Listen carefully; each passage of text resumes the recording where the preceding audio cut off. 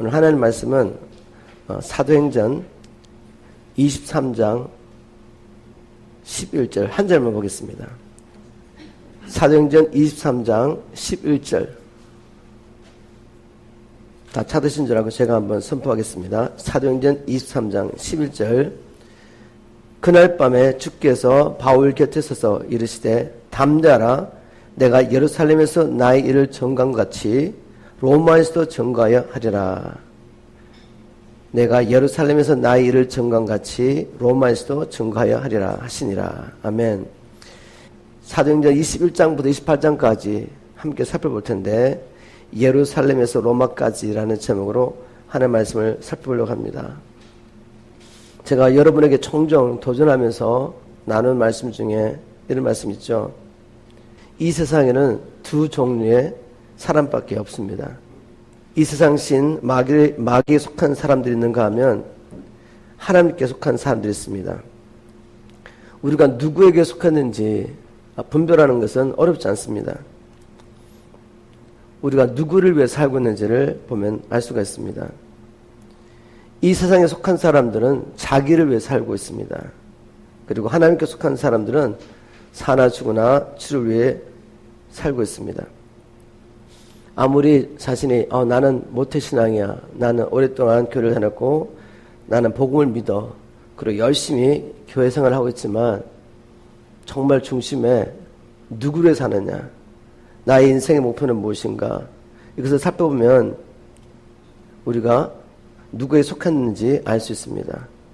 이 땅에서 누구에 속했느냐, 그것이 우리의 영혼을 정합니다. 다른 말로 하면 내가 이 세상에 사는 동안에 진정 누구를 위해 사느냐 하는 것이 이제 장처할 세상에서 영벌과 영생을 결정합니다. 우리 주님께서 이렇게 말씀하셨죠. 마가복음 8장 35절에 누구든지 자기 목숨을 구원하고자 하면 잃을 것이요 누구든지 나와 복음을 위하여 자기 목숨을 잃으면 구원하리라. 아주 쉬운 말씀입니다. 자기를 위해 사는 사람들은 반드시 죽을 것이고 우리 주님을 위하여 복음과 그리스도에 사는 자는 영원히 살게 될 것이라고 하신 것입니다. 우리가 그러면 어떻게 주를 위해 살 수 있을까 질문해 봐야죠. 성경에 답이 있습니다. 바울은 이렇게 답변을 했습니다. 우리가 어떻게 이 세상에 사는 동안 주를 위해 살 수 있습니까? 이 세상에 태어난 모든 사람들은 자기 스스로의 힘으로는 하나님 위해서 살 수가 없습니다. 왜요? 태어날 때부터 마귀 종으로 태어났기 때문에 내가 아무리 주를 위해 살고 싶어도 주를 위해서 살고 영원을 하나님과 함께 천국에서 보내고 싶어도 스스로 할 수가 없습니다. 그래서 바울은 이렇게 복음을 선포했습니다.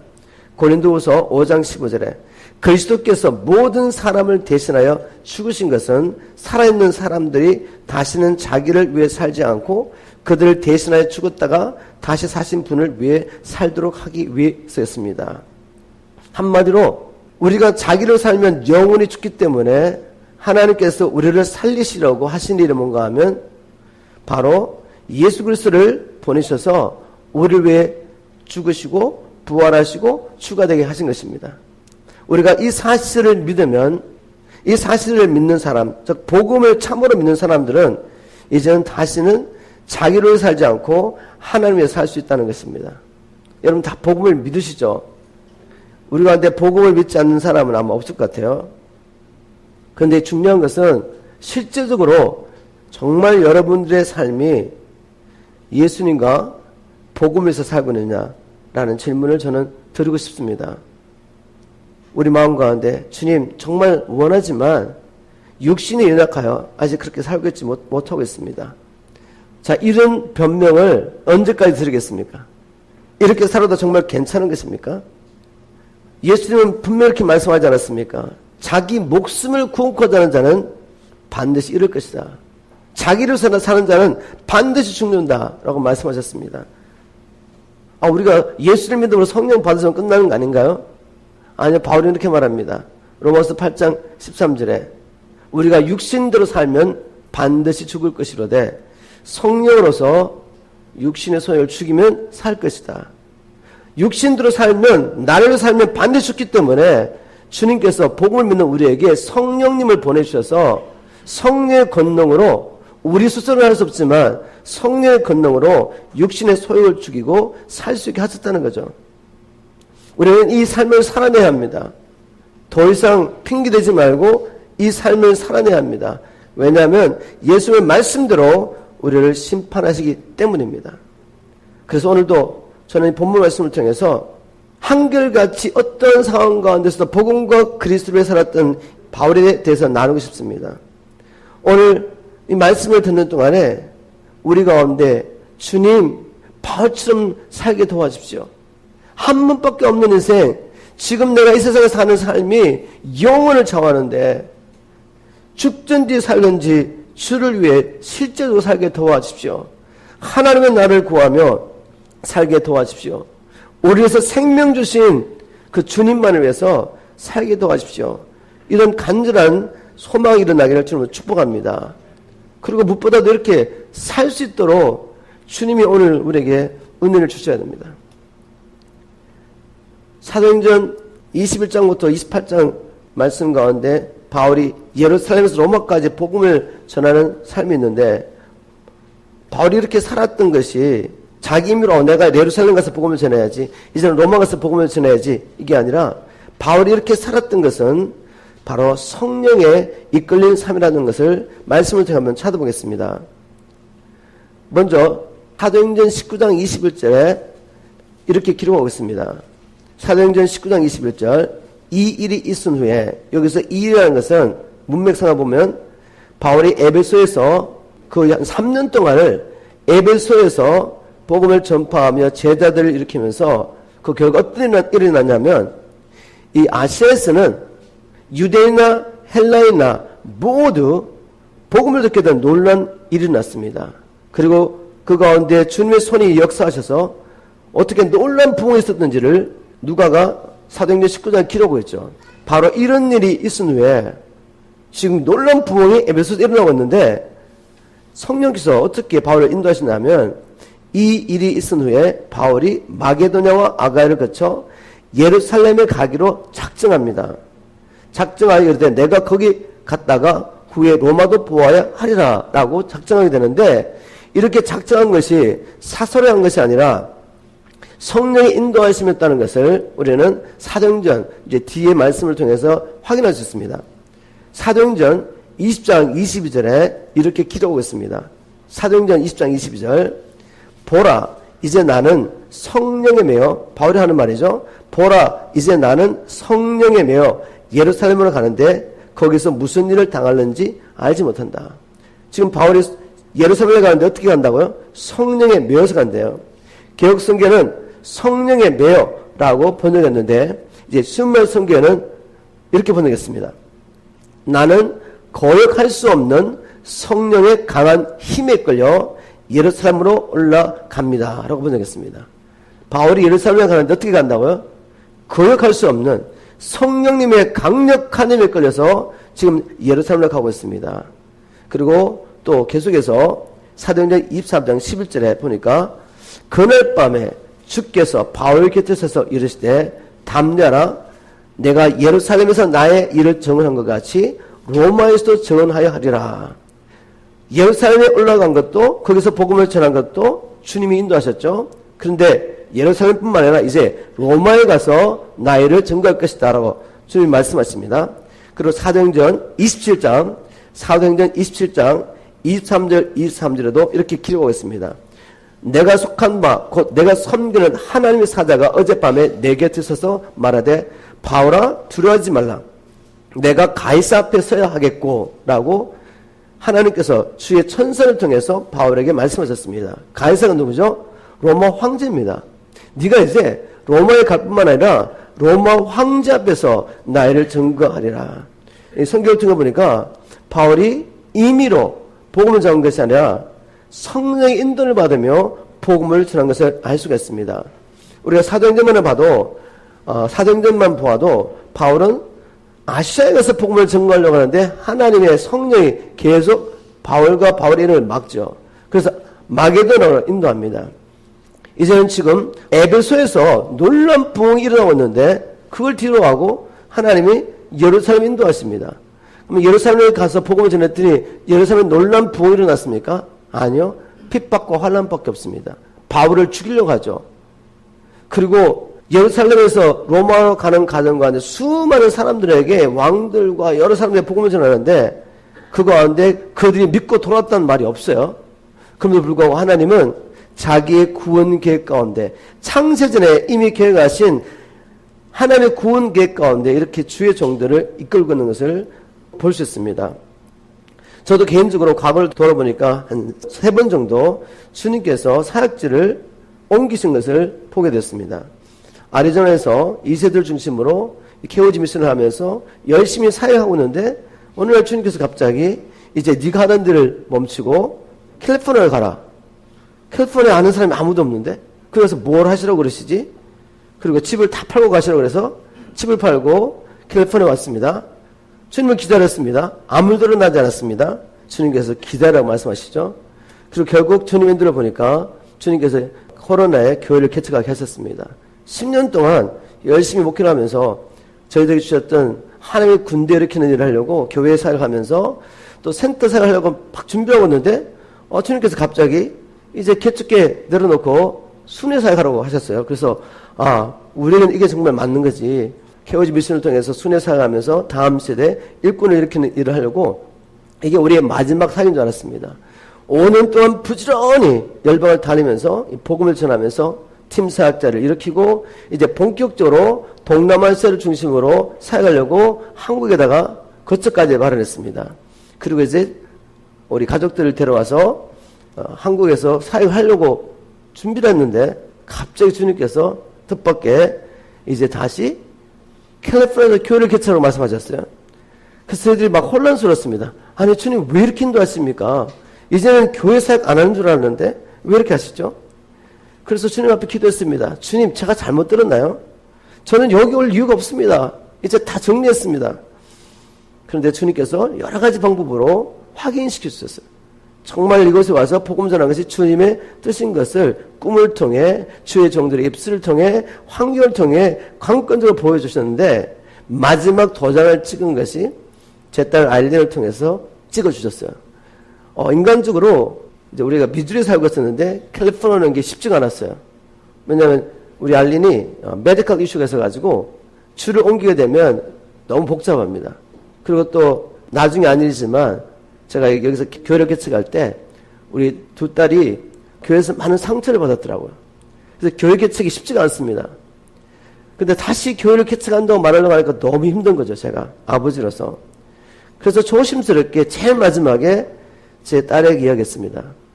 큰 딸은 홍콩에 선교가 있었기 때문에 문제가 없었고 조심스럽게 이야기했는데 갑자기 뜻밖의 반응을 보이는 거죠, 알린이. 할렐루야! 그러면서 왜 그러냐 그랬더니 아빠, 내가 2년 동안 기도했어, 2년 동안. 그래서 뭔 기도를 했는데, 미주리에 살면서 친구가 없어가 너무 힘들었대요. 그래서 하나님 앞에 하나님 캘리포니아 이사 가게 해달라고 간절히 기도했대요. 근데 하나님 응답이 없는 거예요. 그러면서 기도하다 보니까, 내가 내 뜻대로 기도하면 안 되지. 하나님 뜻대로 기도해야지. 그러면서 이렇게 바꿨대, 기도를. 하나님, 우리가 캘리포니아 가는 게 주님의 뜻이라면 아빠가 교회 개척하게 해주십시오. 이렇게 기도했대요. 아빠가 교회 개척하게 해달라고 기도했다는 거죠. 그래서 아니 어떻게 우리 알린이 교회 개척을 하게 해달라고 기도했지? 그게 제게는 도장이었습니다. 주님이 정말 이렇게 알린의 마음까지 감동해서 오히려 알린이 캘리포니아 가서 다시 교회 개척하게 해달라고 기도했구나. 그래서 여러 가지 방법으로 주님께서 확증을 시켜주셔서 이곳까지 오게 됐습니다. 더 많은 이제 주님의 인도가 있지만 시간 관계상 여기서 멈추고 중요한 것은 우리가 복음을 전하는 것도 중요하지만 특별히 주의 종이 하나님의 인도를 따라 복음을 전하는 게 굉장히 중요합니다. 우리 생각은 이렇게 하는 게 더 효과적이고 이렇게 하는 게 지금 사람들에게 더 많은 사람들에게 나가서 효과적으로 사용할 수가 있고 특별히 저희들 부르시면 메신저를 일으키는 거기 때문에 이제는 선교단체를 통해 하는 것이 맞는 것 같은데 주님은 뜻밖의 여기 그냥 또 부르시는 거죠. 우리가 하나님의 뜻을 다 이해할 수 없지만 그분은 완전한 계획을 가지고 우리를 인도하시기 때문에 성령의 인도를 받는 것 너무나도 중요합니다. 그런데 이 성령의 인도를 받는 것 관련해서 또 반드시 우리가 기억할 일이 있습니다. 그것은 뭔가 하면 어떤 때는 분명히 성령의 감동이 있는데 분명히 보았습니다. 들었습니다. 근데 해석을 잘못하는 거죠. 해석을 잘못해서 오히려 교회를 혼란스럽게 하고 교회에 해를 끼치는 경향이 있습니다. 이제 비슷한 일이 지금 사도행전에서 일어날 뻔했습니다. 자, 어떤 일이 있었냐면 바울은 분명히 성령의 강권적인 인도를 받고 지금 예루살렘에 가려고 하잖아요. 그런데 또 바울이 예루살렘으로 향해 가는 과정 가운데서 가는 것마다 제자들을 만나는데 그 제자들은 성령의 감동으로 예루살렘에 가지 말라고 막는다는 말이죠. 자, 성경을 보겠습니다. 사도행전 21장 4절에 사도행전 21장 4절 제자들을 찾아 거기서 이래를 머물더니 그 제자들이 성령의 감동으로 바울들어 예루살렘에 들어가지 말라더라. 성령의 감동으로 예루살렘에 가지 말라고 합니다.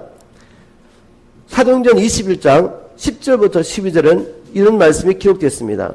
사도행전 21장 10절부터 12절 여러 날 머물렀더니 아고보라는 한 선지자가 유대로부터 내려와 우리에게 와서 바울의 띠를 가져다가 자기 수족을 잡아매고 말하기를 성령이 말씀하시되 예루살렘에서 유대인들이 이같이 이 띠 임자를 결박하여 이방인의 손에 넘겨주려 하거늘 우리가 그 말을 듣고 그곳 사람들과 더불어 바울에게 예루살렘으로 올라가지 말라고 권했습니다.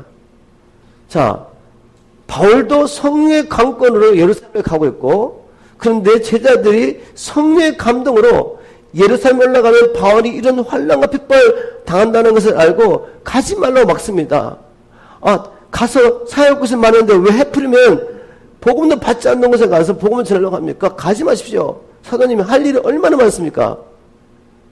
자, 그러면 도대체 누가 성령인도를 받고 있는 겁니까? 이 제자들 예루살렘에 가지 말라고 성령의 감도로 바울을 막았던 사람들은 속이는 영의 인도를 받은 겁니까? 아니죠. 다 함께 분명히 성령의 감동을 받았습니다. 근데 문제는 하나님의 감동을 자기 뜻대로 해석하고 자기 생각에 옳은 대로 적용하는 것 뿐이죠. 성령께서 이 제자들에게 또 예루살렘 선지자에게 바울이 예루살렘에 가면 핍받고 화를 받을 것을 보여줬지만 그렇기 때문에 바울 가지 않게 막으라고 말했나요? 바울 보고 환난과 핍박이 있으니까 가지 말라고 그걸 보여줬냐 이겁니다. 아니죠. 제자들에게 바울이 예루살렘에 가서 복음을 전가할 때 핍박과 환난인 것을 보여준 것은 그러므로 바울이 그런 가운데서도 담대하게 복음 전가라고 보여준 거죠. 그런데 그것을 자기 생각대로 해석하고 이렇게 하는 것이 바울을 위하는 것으로 생각하면서 적용한 것 뿐입니다. 그래서 오히려 바울의 마음을 상하게 한 거죠. 바울이 그런 환경 가운데서 복음을 전할 수 있도록 바울에서 중보하고 바울에게 격려하고 위로해줘야 되는데 하나님의 감동을 받았지만 잘못 해석하고 적용한 것입니다. 이런 일이 베드로의 삶 가운데 있는 것을 우리가 알 수가 있죠. 예수님께서 마태복음 16장에 보면 예수님께서 제자들에게 사람들이 나를 누구라느냐 묻지 않습니까? 그때 사람들이 주님을 침례 요한 아니면 엘리야 선조 중 한 사람이라고 말합니다. 그때 예수님께서 제자들에게 너희들은 나를 누구라느냐? 그때 베드로가 성령의 감동 이렇게 말합니다. 주는 그리스도시요 살아계신 하나님의 아들입니다. 주님께서 이것을 너무 기뻐하시며 베드로를 축복하시죠. 베드로에게 놀라운 약속을 주셨습니다.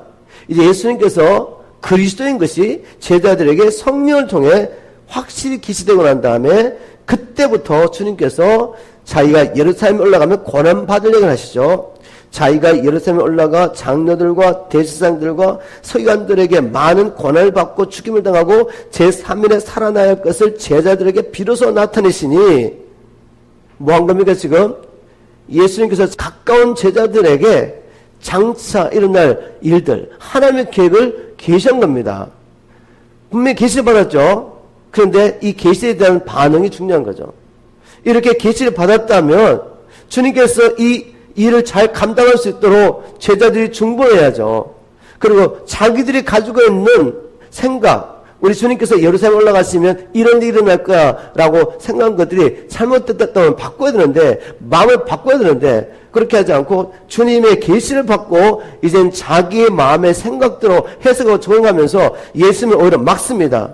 베드로가 뭐라고 말했죠? 베드로가 예수를 붙들고 항변을 이르되 주여 그리마옵소서, 이 일이 결코 주께 미치지 아니하리라 라고 주님을 막습니다.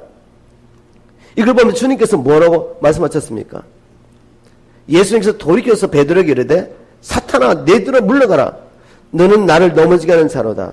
내가 하나님 일을 생각하지 아니하고 도리어 사람 일을 생각하는 도다.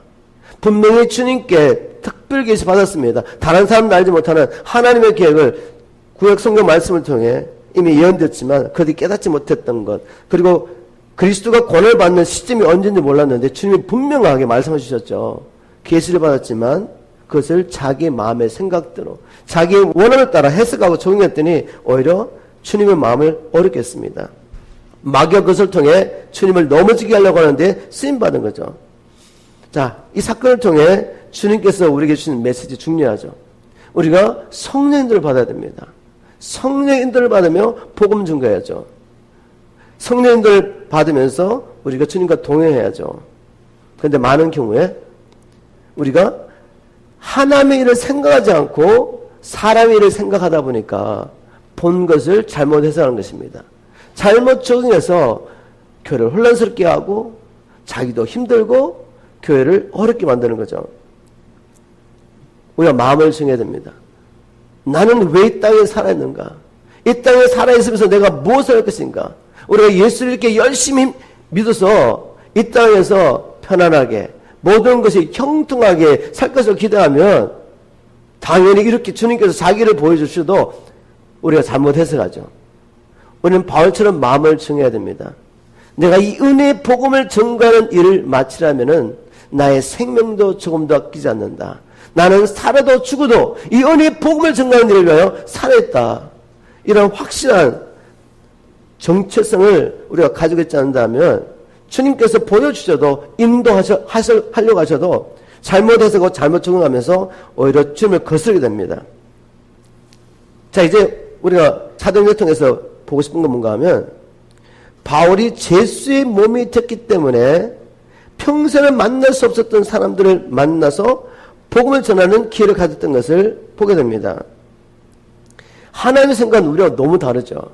우리는 이렇게 사역하면 좋을 것 같고 이게 더 효과적으로 우리 부르심을 따라 사역할 것 같은데 지금 완전히 다른 기회를 갖고 계신 거죠. 에베소에서 부흥이 일어났으니까 거기서 근거지를 잡고 열심히 사역할 수 있잖아요. 근데 주님은 뜻밖의 예루살렘에 인도하는 것입니다. 예루살렘에 갔더니 복음을 전하 어떻게 됩니까? 핍박을 받고 거의 죽게 됐습니다. 아마 그때 로마 군대와 천부장이 달려가서 바울을 구해주지 않았다면 바울은 아마 폭도들에서 죽음을 당했을 겁니다. 갑자기 천부장이 들려온 소리가 뭔가 하면 지금은 예루살렘에서 폭동이 일어났습니다. 그래서 천부장이 자기 군대 들고 급하게 달려간 거죠. 봤더니 누군지 모르지만 한 사람이 유대인들에게 거의 죽임을 당한 거죠. 그래서 해치고 들어가서 도대체 무슨 일이냐고 바울을 건져냅니다. 그리고 바울이 말하죠. 내가 말할 수 있겠냐고. 그래서 이 천부장이 말해보라고. 그래서 어떻게 했습니까? 예루살렘에 그 모여있는 그 수많은 사람들과 천부장과 로마 군인에게 바울은 하나님의 일을 선포합니다. 우리가 생각하는 방법은 아니지만 예루살렘에서 복음을 선포하는 거죠. 비록 그들이 받지 않았지만 하나님께서는 바울의 입을 통해 예수가 그리스도인 것을 선포하게 하셨습니다. 그리고 이제 예루살렘부터 시작해서 로마로 가는 과정 가운데 제수의 몸이 아니었다면 절대로 만날 수 없는 사람들 앞에서 바울이 복음을 전한 것을 우리가 성경을 통해 볼 수 있습니다. 제가 다 기록할 수 없지만 그리고 또 사도행전에 기록된 사람들뿐만 아니라 많은 사람이 복음을 전했겠지만 몇 가지만 이렇게 뽑아보면 바울이 사도행전 22장 1절부터 21절까지 로마 군대 천부장과 그리고 로마 군대 예루살렘 사람들의 복음을 전했죠. 그죠? 그리고 나중에 이제 23장에 가면 바울이 신문을 받게 되는데 신문을 받을 때 대제사장들과 공회원들 앞에서 복음을 전하게 됩니다. 그리고 또 총독 벨릭스와 로마의 관리들, 대제사장 아나니아와 장로들에게도 예수가 그리스도라고 선포하는 이야기가 이제 사도행전 24장에 나오죠. 그리고 사도행전 25장, 23절, 그리고 26장에 보면 또 총독이 바뀌었습니다. 나중에 총독 베스도와 아그리빠 왕과 군대 지휘관들과 또 그 도시의 유지들 앞에서 예수가 그리스도가 선포하게 되고 이제 로마로 가면서 배를 타고 가게 되는데 바울을 인솔하던 로마 장교와 군인들, 배에 탄 선원들, 또 제수들이 그 배 안에 제수들까지 포함해서 몇 명이 있었냐면 총 276명이 배에 탔습니다. 그리고 그 배 안에서 뭐 다른 데 갈 데가 없잖아요. 그리고 배 안에 있는 동안에 배가 표류해가지고 사람들이 거의 죽게 됐단 말이죠. 그 가운데서 바울이 하나님을 증거하면서 그곳에서 복음을 선포합니다. 그리고 배가 표류해서 결국 모타섬 이라는 곳에 가게 되는데 그곳에서 복음을 전파합니다. 이제 로마에 와서 그렇게 로마에 와서 복음을 전파하고 싶었는데 자기의 생각과 달리 제수의 몸으로 로마에 와서 가이사 궁에 있으면서 군인들에게 복음을 전파하고 또 2년 동안 셋집에 살면서 제수의 몸으로 2년 동안 셋집에 살면서 자기를 찾아오는 모든 사람들에게 2년 동안 하나님 나라와 그리스도를 선포하게 되죠. 그리고 성경은 기록되지 않았지만 바울은 가이사 앞에 서서 복음을 전파했습니다. 어떻게 하냐고요? 주님께서 사도행전 27장 24절에 내가 가이사 앞에서 서야 하리라 라고 말씀하셨기 때문에 주님 말씀하셨다면 가이사 앞에 선 겁니다. 바로 이런 방법으로 각양각층의 사람들에게 바울은 제수의 몸으로 자기가 생각하지 않았지만 제수의 몸으로 복음을 전파했습니다. 가장 놀라운 일은 뭔가 하면 바울이 로마 옥중에 있으면서 기록한 옥중 서신이 있습니다. 우리가 잘 아는 에베소서, 빌립보서, 골로새서, 빌레몬서 이게 옥중 서신이 감옥에 있으면서 바울이 쓴 편지거든요. 이 편지가 지금까지 성경에 기록돼서 열방 가운데 모든 민족 가운데 이 성경에 가는 곳에 바울이 옥중에서 기록했던 이 서신서를 통해 하나님의 복음이 선포되고 있습니다. 이게 하나님의 방법이죠. 얼마나 놀라운 일입니까? 왜 제가 이 말씀을 나눈 줄 아시겠습니까? 만일 우리가 살아도 죽어도 이제는 내가 주를 위해서 사는 존재가 되었다는 확실한 정체성 가운데 이 은혜의 복음을 전가하는 일을 위해서 내가 살려고 마음을 먹고 생명을 들이면 내 삶과 일어난 모든 일들 어떨 땐 이해가 되지 않잖아요. 왜 주님 이런 일을 허락하셨습니까? 우리가 주를 위해 살려고 하는데 왜 이런 일을 허락하셨습니까? 왜 이렇게 인도하십니까? 라고 생각되는 그런 상황들, 특별히 이 어려운 상황을 통해서 주님께서는 놀랍게 우리가 생각하지 못하는 방법으로 주님을 우리 자신에게 먼저 알리시고 또한 증거하게 하신다는 것을 우리가 말씀을 통해 알 수 있습니다. 중요한 것은 내가 왜 이 땅에 살았냐 이거죠. 그래서 오늘 제가 여러분들에게 마지막으로 나누고 싶은 이야기는 이겁니다. 우리 모두에게 바울처럼 이 땅에 살았을 때 나를 위해 살지 않고 주를 위해 살기 원하는 마음들이 다 있죠. 성령을 모시겠다면 이 마음에 다른 마음을 가지고 계시면 여러분 이미 배도하신 겁니다. 내가 예수를 믿고 주님의 것이 됐다면 이것을 확실히 믿는다면 내 안에 계신 성령을 통해 우리는 한 가지를 갈망합니다. 주님 살아도 죽어도 이제 남은 생에 주를 위해 살게 도와주십시오. 나를 위해 사는 것이 너무 고통스러운 거죠. 이런 손이 있다면 우리가 어떻게 바울처럼 우리 남은 생에 복음과 그리스도를 살 수 있는지 바울의 삶을 통해 한번 찾아보도록 하겠습니다. 바울의 서신서를 연구해보면 바울이 어떻게 이렇게 살 수 있었던지 알 수가 있습니다. 첫 번째, 이건 오늘 적용이기 때문에 꼭 기억하십시오. 우리가 삶을 살아내야 됩니다. 어떻게 이렇게 살 수 있습니까? 가장 중요한 것은 분명한 정체성을 깨닫고 사는 것입니다. 바울이 그렇게 복음과 그리스도를 살 수 있었던 것은 주님 안에서 내가 누구인가 이 정체성이 분명했습니다. 내가 누구인 것을 알 때 우리의 삶은 따르게 됐습니다. 한번 에베소서 1장을 한번 가보겠습니다. 바울은 어떤 정체성을 가지고 살았는지. 바로 우리가 이 말씀 가운데 나의 정체성을 발견해야 됩니다. 나의 정체성은 내가 만들 수가 없어요. 창조자 하나님이 이미 창세전에 정하시고 보내주신 겁니다. 바로 주님 말씀 안에서 우리의 정체성을 발견해야 됩니다. 에베소 1장 3절부터 6절을 한번 읽어보겠습니다. 찬송하리로다 하나님 곧 우리 주 예수 그리스도의 아버지께서 그리스도 안에서 하늘에 속한 모든 신령한 복을 우리에게 주시되 곧 창세전에, 지금 우리 정체성을 말합니다. 우리의 정체성에서 말하면서 곧 창세전에 그리스도 안에서 우리를 택하사 우리로 사랑 안에서 그 앞에 거룩하고 흠이 없게 하시려고 그 기쁘신 뜻대로 우리를 예정하사 예수 그리스도로 말미암아 자기의 아들들이 되게 하셨으니 이는 그가 사랑하시는 자 안에서 우리에게 거저 주시는 바 그의 은혜의 영광을 찬송하게 하는 것이라. 창세전에 주님께서 우리를 어떤 존재로 계획하셨습니까? 그리스도 예수 안에서 하나님의 기뻐하시는 뜻을 따라 하나님은 우리를 자기의 아들들이 되게 하셨습니다. 이게 우리의 정체성이에요. 여러분, 예수님이 왜 핍박받고 십자가에 못 박혀 죽으신지 아십니까? 그 이유 중 하나는 나사렛 동네 청년 예수가 자기를 하나님의 아들이라고 선포했기 때문에 핍박받고 죽었습니다. 유대인들에게. 그런데 놀랍게도 주님 이렇게 말씀하십니다. 주님 안에 있는 너희들도 창세전 하나님이 하나님의 아들들이 되도록 예수 그리스도 안에서 예정하시고 택하셨답니다. 이 말씀을 믿을 수 있습니까? 세상 사람들이 보기에 아주 평범한 나사렛 동네의 목수였어요.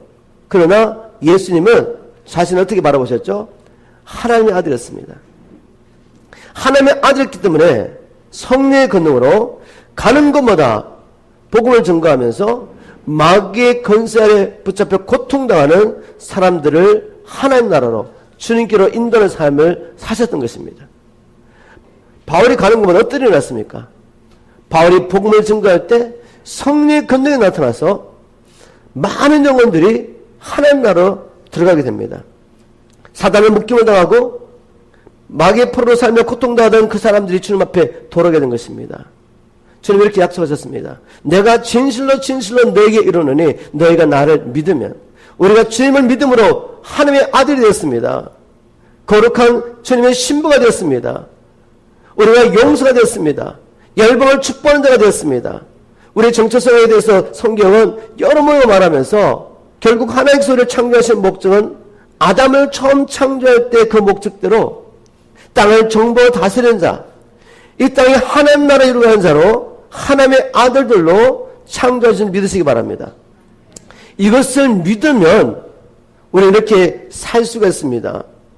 왜냐하면 성경 원리가 우리가 생각하는 대로 살기 때문에 나의 생각이 바뀌지 않으면 절대로 아무 일도 일어나지 않습니다. 바울은 하나님의 아들의 확실한 정체성을 가지고 살았는데 이렇게 살았던 바울이 또 성경 말씀을 통해 뭐라고 말하느냐 하면 이제 예수 그리스도 안에서 하나님의 아들들이 됐다면 한 가지를 생각해라. 위의 것을 생각하라고 말하죠. 우리 한번 골로새서 3장을 가보겠습니다. 우리가 끊임없이 이제 무엇을 생각해야 되는지 바울은 말하고 있습니다. 생각이 너무 중요해요. 바울은 이렇게 말합니다. 골로새 3장 1절 그러면 너희가 그리스도와 함께 다시 살리심을 받았으면, 이 말은 무슨 말이죠? 그리스도 안에서 거듭났느냐? 새로운 피조물로 거듭났느냐? 예수 그리스도 안에서 이제는 하나님의 아들들이 되었느냐? 이 말이죠. 그렇다면 이제 위의 것을 찾으라고 말합니다. 위의 것을 찾는 게 뭐죠? 2절에 위의 것을 생각하고 땅의 것을 생각하지 말라고 합니다. 우리가 바울처럼 남은 생에 우리를 부르신 주님의 뜻대로 복음과 그리스도에서 살면서 하나님 나라 들어가기 위해서는 이제는 땅의 것을 생각하면 안 됩니다. 위의 것을 생각해야 합니다. 땅의 것을 생각하는 사람들은 이 땅에 속한 사람들이죠. 그들은 늘 무엇을 먹을까, 마실까, 입을까 염려하며 이 땅의 것을 생각하며 살기 때문에 이 땅의 임금을 섬길 수밖에 없는 것이죠. 우리가 이제는 이 땅에 살고 있지만 우리의 소속이 하늘나라에 속했다면, 하나님께 속한 사람이 됐다면, 바울은 이렇게 말합니다. 이제는 땅의 것을 구하지 마십시오. 땅의 것을 생각하지 말고 우리의 것, 하나님의 일을 생각하십시오 라고 말합니다. 바울은 이 영적 원리를 자기의 서신서에서 계속해서 말하고 있습니다. 이것이 이제는 우리가 믿는 대로 살 수 있는 방법이기 때문에 로마서 8장 5절에도 이렇게 기록했습니다. 로마서 8장 5절, 육신을 따르는 자는 육신의 일을, 영을 따르는 자는 영의 일을 생각한다. 여러분, 육신도 살면 죽습니다. 우리가 하나님의 일을 하며 살아야 되죠. 나를 위해서 살면 죽습니다. 주를 위해서 살아야 합니다. 그렇다면 바울은 말합니다. 주의 일을 생각해라. 하나님의 일을 늘 생각해라. 주야로 하나님의 일을 생각해라. 왜냐하면 우리가 예수를 믿고 거듭났다고 해가지고 갑자기 우리가 예수님처럼 된 건 아니잖아요. 우리의 마음은 변화를 받아야 됩니다. 그래서 로마서 12장 2절에도 이렇게 기록하고 있죠. 너희는 이 세대를 본받지 말고 오직 마음을 새롭게 함으로 변화를 받아 하나님의 선하시고 기뻐하시고 온전한 뜻이 무엇인지 분별하라. 그렇지 않으면 이미 우리 안에 들어와 있는 사단의 견고한 진들이 있습니다. 하나님을 대적하는 생각들이 있는 것이죠. 내가 나를 바라볼 때 나의 경험과 사람들이 내게 했던 말, 지금 내가 가지고 있는 걸 가지고 내가 누군가를 생각할 때가 너무 많은 거죠. 이게 자연스러운 것입니다. 그러나 그런 생각의 패턴은 띄워져야 합니다. 이제는 하나님의 말씀대로 생각해야죠. 이스라엘 민족이 애굽에서 하나님의 큰 능력으로 구원을 받았지만 왜 마지막 약속의 땅에 들어가서 안식을 못합니까? 그들의 생각이 바뀌자는 것이죠. 분명히 하나님은 그들을 구원하셔서 하나님의 백성을 만들어 주셨고 가나안 땅을 정복하고 안식할 수 있도록 모든 것을 약속해 주셨습니다. 이제 하나님의 말씀을 따라 생각의 변화가 일어나야 되는데 바뀌지 않는 거죠. 그래서 자기 경험과 내가 가지고 있는 것을 바라보고 가나안 땅 사람들을 바라보니까 메뚜기처럼 보이는 거죠. 우리는 메뚜기다. 우리는 못 들어간다. 저들은 용사들이다. 우리가 어찌 싸워서 이겼느냐. 이렇게 생각이 바뀌지 않는 거죠. 그런 사람들 다 죽었습니다. 그러나 갈렙과 여호수아는 그들과 마음이 달랐습니다. 온전히 주님의 뜻을 따라 생각하고 하나님의 말씀 붙잡은 거죠. 그랬더니 갈렙 같은 사람, 그 당대 평균 연령이 70인데 85세 때 이 할아버지가 여호수아에 와서 말합니다. 하나님께서 모세의 입을 통해 주의절을 통해 주셨던 그 땅을 내가 취하게 해달라고. 가서 취합니다. 헤브론을 취하죠. 갈렙이. 언제? 85세 됐을 때. 그것은 자기의 능력이 아니었습니다. 그러나 하나님을 믿고 이 약속을 붙잡고 하나님의 말씀을 따라 믿음으로 행동했을 때 주님이 갈렙 같은 할아버지를 통해서 헤브론 땅을 점령하시는 거죠. 이런 일 우리 있기를 주님으로 축복합니다. 우리 생각이 바뀌어야 됩니다. 우리가 무엇을 생각하는 것이 그렇게 중요한 것이죠. 빌립보서 4장 8절에도 끝으로 형제들아 무엇이든지 참되며 무엇이든지 경건하며 무엇이든지 옳으며 무엇이든지 정결하며 무엇이든지 사랑받을 만하며 무엇이든지 칭찬받을 만하며 무슨 독이 있든지 무슨 기름이 있든지 이것들을 생각하라. 생각해야 됩니다. 그런데 현실은 뭐죠? 세상은 끊임없이 세상의 것들을 통해 육신을 쫓아 생각할 수밖에 없도록 세상의 풍수를 따라 생각할 수밖에 없도록 역사하고 있습니다. 마음을 지키셔야 돼요. 마음을 지키시기 위해서 싸우셔야 됩니다. 그냥 가만히 있는데 되지 않아요. 우리가 마음을 지키기 위해서 싸워야 됩니다. 특별히 이 세대는 너무나도 쉽게 세상의 것들이 들어올 수 있는 툴들이 우리 주위에 너무 많이 있단 말이죠. 저는 이 세대를 바라보면서 우리 자녀를 바라보면 너무 안타까운 거죠. 저는 1993년부터 우리 청소년들, 우리 자녀들을 위해서 사역하면서 지금 거의 20년, 25년 이상 사역했잖아요. 20년 전하고 지금하고 너무 다릅니다. 10년 전하고 지금하고 너무 다른 거죠. 인터넷이 없던 세대와 인터넷 있던 세대, 인터넷뿐만 아니라 이제는 이 핸드폰이 나와가지고 어디서든 쉽게 모든 걸 접할 수 있는 이 세대, 끊임없이 마귀는 우리의 가장 가까이 있는 바로 뱀 같은 존재죠. 에덴 동산 안에 아담과 하와 가까이 있었던 친숙한 존재, 이것을 통해서 끊임없이 우리에게 자기 생각을 집어넣는데 우리가 정신을 차리고 의지를 가지고 우리의 마음을 새롭게 하기 위해서 날마다 하나님의 일을 생각하고 하나님의 말씀을 묵상하고 경건훈련을 하지 않으면 여러분 마음의 소원이지 결코 살아낼 수 없는 삶이 우리가 살아야 될 삶입니다. 바울처럼 주를 위해 살기 위해서는 우리의 정체성을 주님의 뜻, 주님의 말씀 안에서 분명히 확신하고 살아야 되고 날마다 마음을 지키기 위해서 하나님의 말씀으로 우리 마음에 새기는 일을 해야 합니다. 그리고 이제 세 번째로 실제적으로 하나님의 말씀대로 우리의 삶을 그리스도를 위해서 드려야 합니다. 드려야 돼요. 로마서 6장 12절부터 14절에 바울이 이렇게 기록하고 있습니다. 그 전에 바울은 이제 그리스도 예수 안에서 우리는 죄와 사단의 권세에서 해방되었습니다라고 선포했지만 그 선포가 내 삶 가운데 경험되어지기 위해서는 이제 우리가 이 몸을 하나님께 실제로 드려야 된다는 이 원리를 로마서 6장 11절부터 14절까지 이해하는 거죠. 이제는 여러분의 몸을 죄에 대해서는 죽은 자요 하나님께 대해 산 자로 여기라고 말씀하면서 12절에 그러고 너희는 죄가 너희 죽을 몸을 지배하지 못하게 하여 몸의 사익에 순종하지 말고 또한 너희 지체를 불의 무기로 죄에게 내어주지 말고 오직 너희 자신을 죽은 자 가운데서 다시 살아난 자 같이 하나님께 드리며 너희 지체를 의의 무기로 하나님께 드리라. 죄가 너희를 추정하지 못하리니 이는 너희가 법 아래 있지 않고 은혜 아래 있기 때문이라.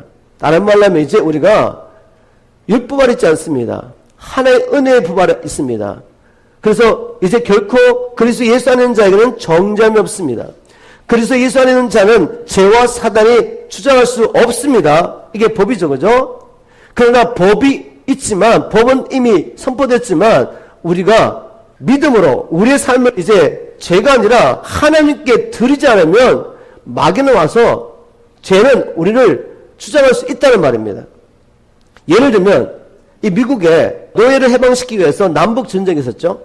많은 사람이 피를 흘리면서 이 땅에 노예가 해방될 수 있도록 이제 미국에서는 노예제도 없습니다 라는 이 법이 이루어질 수 있도록 피를 흘렸습니다.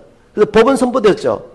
그러나 애프리칸 아메리칸들이 법을 붙잡고 싸우기 전에는 그들은 여전히 백인의 종로를 하고 있습니다. 무슨 말인지 아시겠죠? 우리가 이제는 더 이상 주님 안에 우리는 죄와 사단이 아무런 권세가 없는 존재란 말이에요.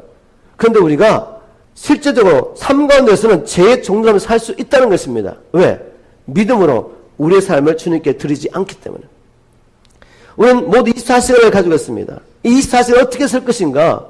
우리가 믿음으로 결정해야 돼요. 마음을 정하고 내 몸과 내 마음과 나의 초점을 주님께 드리는 것입니다. 아침에 일어나서 제일 먼저 하나님의 얼굴을 구하는 거죠. 의지를 가지고. 왜? 하나님의 은혜를 받지 않으면 내가 살 수 없기 때문에. 어제 먹은 밥을 가지고 오늘 살 수가 없는 거예요.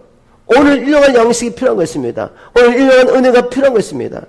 새롭게 주님께서 우리에게 믿음을 주셔야지. 이 믿음의 싸움을 싸울 수 있기 때문에. 그래서 하나님을 예배하는 것입니다. 하나님의 말씀을 읽고 묵상하고 마음에 새기는 작업을 하는 거죠. 무엇보다 영혼들에서 기도하고 복음을 전하려고 우리가 삶을 드려야 합니다. 한 영혼이 주님 앞에 돌아오기 위해서 기도하고 그들을 우리 가정에 초청해서 밥을 먹이면서 삶을 나누고 복음을 전하는 실제적으로 내가 삶을 드리지 않으면 이 삶은 자연스럽게 일어나지 않습니다. 왜냐하면 마귀가 가만히 있지 않기 때문에. 마지막으로 우리에게 필요한 것은 함께할 공동체죠. 왜? 혼자서는 일을 할 수가 없어요. 예수님도 혼자서 복음 전하지 않았습니다. 제자들과 예수님을 섬기는 여인들이 있었죠. 바울도 혼자서 복음 전하지 않습니다. 꼭 누구와 함께 팀상으로 복음을 전하죠. 왜 우리가 함께할 공동체가 필요합니까? 전도서 4장 9절부터 12절 이렇게 선포하고 있습니다. 두 사람이 한 사람보다 나으면 그들이 수고함으로 좋은 상을 얻을 것임이라. 혹시 그들이 넘어지면 하나가 그 동물을 붙들어 일으키려니와 홀로 있어 넘어지고 붙들어 일으킬 자가 없는 자에게는 화가 있으리라. 우리가 영적 싸움을 싸우면 쓰러지고 넘어질 때가 있습니다. 그런데 나와 함께하는 공동체가 없으면 누가 나를 일으켜 주겠습니까? 전쟁을 싸우는데 내가 마귀의 불화살을 먹고 쓰러질 때가 있단 말이에요. 그런데 나를 지키기 위해서 생명 걸고 싸우는 나의 전우가 없다면 나에게는 화가 있는 것입니다. 우리의 공동체가 필요합니다. 한 사람이면 패하겠거니와 두 사람이면 맞설 수 있나니 세 겹줄은 쉽게 끊어지지 아니하니라. 우리에게는 정말 복음에서 함께할 진정한 살아있는 영적 공동체가 필요합니다. 이제 사람들이 교회 가는 것을 어려워하죠. 그래서 여러분도 아시는 것처럼 가난한 성도가 있대요. 처음에 가난한 성도가 뭔가 안 나가는 성도. 교회 안 나가고 자기 혼자서 신앙생활 하겠다고. 왜? 교회 갈 데가 없다는 거예요. 갈 데가 없기 때문에 안 나가는 거죠. 그래서 가난한 성도가 되어서 그냥 인터넷 통해서 좋은 메시지 듣는 것입니다. 근데 그건 절대로 성경적이지 않습니다. 우리가 어떻게 그리스도의 형상으로 변화되겠습니까? 어떻게 내가 너를 사랑하지 서로 사랑하는 이 세계에 순종할 수 있겠습니까? 내 주위에 연약한 지체가 없다면. 그죠? 하나님께서 우리가 가지고 계신 목적은 물론 우리를 통해서 복음을 전가하는 것이지만 가장 중요한 것은 우리 안에 주님의 형상을 이루는 것입니다. 말씀을 살아내는 장소가 있어야 되지 않겠습니까? 우리를 각자를 몸의 지체로 불러주셨는데 몸의 지체가 어찌 혼자서 펑션이 되겠습니까? 연약하고 부족하지만 다른 지체가 필요한 거죠. 그들 가운데 있으면서 내 안에 은사가 발견되고 함께 몸을 세워가면서 주의를 할 수 있는 것입니다. 그래서 이 마지막 때 생명 있는 영적인 공동체와 함께하면서 그래서 우리가 훈련을 받고 거기서 또 우리가 다른 사람을 세우면서 함께 복음 전하는 것 너무나 중요합니다. 함께 복음 전하는 것은 주님의 방법이었고 우리 사도들의 방법이었죠. 말씀을 맺겠습니다. 제가 처음 메시지 시작하면서 나눴던 말씀, 자기를 위해 사는 자는 반드시 목숨을 잃게 됩니다. 그러나 복음과 그리스도에 사는 자는 영원히 생명을 얻게 될 것이라고 했습니다. 바로 이렇게 살 수 있도록 하기 위해서 내 스스로는 이렇게 살 수 없지만 내 스스로는 나를 위해서 살 수밖에 없지만 이제는 주님만으로 살게 하려고 주님께서 죽으시고 부활하셔서 주가 되셨다고 성경을 선포하겠습니다. 즉 우리에게 복음을 주신 것은 이제는 주를 위해 살고 영원히 하나님 나라에 들어가서 하나님과 영원을 누리게 하려고 주님께서 죽으시고 부활하셨습니다. 우리 이 복음을 받아들였습니다. 이제 이 복음을 받아들였다면 주님 안에서 우리의 정체성은 바뀌었습니다. 여러분이 육으로 보면 어떤 모습을 가지고 있고 무엇을 가지고 있든지 전혀 관계없어요. 여러분은 주님 안에서 새로운 피조물, 하나님의 아들들, 자녀인 것을 믿으시기 바랍니다. 이 확신 때문에 갈렙과 여호수아처럼 살 수 있는 거죠. 땅을 정복하고 다스리며 주님처럼 마귀에 눌린 자들을 성령의 권능으로 가서 사단의 권세에서 하나님께로 돌아가는 이 삶을 살 수가 있는 것입니다. 정체성을 늘 붙잡고 사십시오. 그리고 날마다 우리의 마음에 이 생각이 변화되고 새롭게 될 수 있도록 늘 하나님의 일들을 생각하십시오. 하나님의 말씀을 붙잡고 사십시오. 우리가 이 일을 혼자 할 수 없습니다. 몸으로서 함께할 공동체가 반드시 필요합니다. 우리 엠드리전 처치도 너무 귀하지만 특별히 여러분 홈처치 실제적으로 삶을 나누고 서로 함께 기도할 수 있는 이 홈처치 너무 중요하죠. 이 홈처치를 통해서 여러분 함께할 공동체를 찾으시고 또 서로가 넘어졌을 때 여러분에서 기도하고 여러분 세워질 이 공동체를 꼭 발견하시고 남은 생에 우리 함께 주님 오신 그날까지 바울처럼 복음과 그리스도에서 우리의 생명을 얻는 저와 여러분 되기를 주님으로 축복합니다.